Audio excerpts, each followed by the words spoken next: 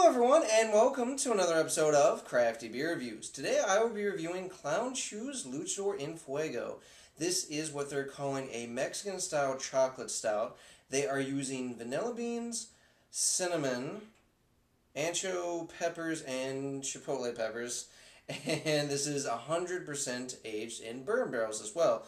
Now, they have a bottle date of the 25th of February, so at time of recording, this has 8 months of age. Now, you can see that I'm not particularly happy at the moment, and that's because this beer has been a bitch and a pain in the ass so far. So, I go to open this, and this thing spurts like a fucking geyser. Like, seriously. I open it, and it, like, shoots out like crazy.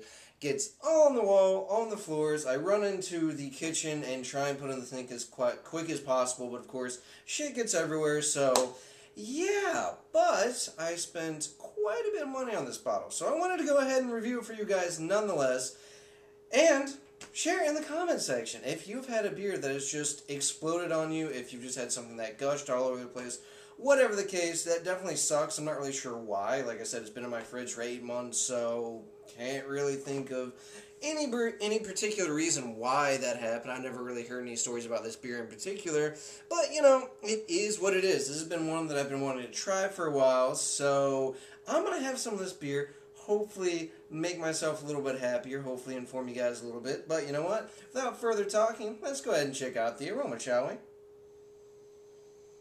Okay, so the first thing I get is a really nice bourbon smell. There's definitely vanilla in there as well. Definitely has a chocolate aroma, too. It's kind of a mix between like a sweeter milk chocolate and more of a kind of bittersweet dark chocolate. Not picking up on too much barrel, like not too much oak or anything like that, but again, bourbon, definitely vanilla in there. Maybe a touch of the peppers, but you know, with 8 months of age on it, obviously that's going to fade. I'm getting like a slight kind of almost, you know, not like heat, but definitely kind of the pepper skin type of smell. I don't smell any alcohol for it being 11%. Definitely smells like it's well hidden. Maybe a touch of roast in there, but all in all, it smells pretty good, thankfully. So that means there must be nothing wrong with this. Let's go ahead and take our first sip.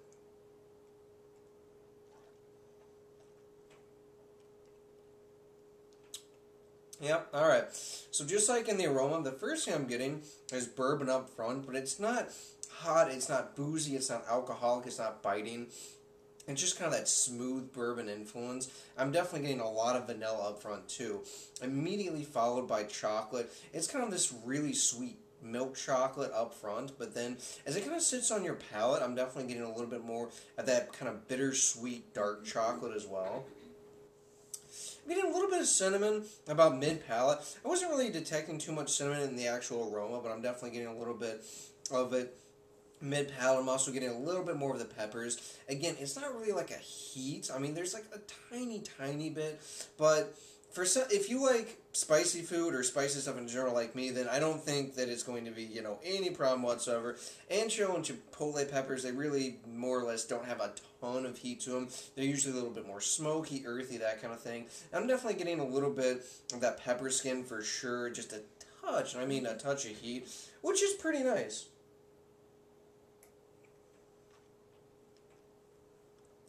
I'm definitely getting some roasted malt. Not a ton. It's not like burned or charred or anything, but it's definitely in there.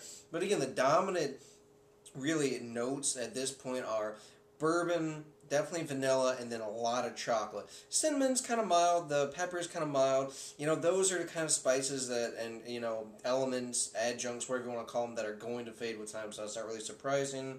It's actually got a little bit of a thinner body than I was expecting. It's a medium-bodied beer. It's definitely not full body. It's got a slightly kind of coating type of mouthfeel. It's not nearly as creamy as I was hoping for. Carbonation's a bit off, but with this being a geyser, that's probably why, since the bottle exploded on me.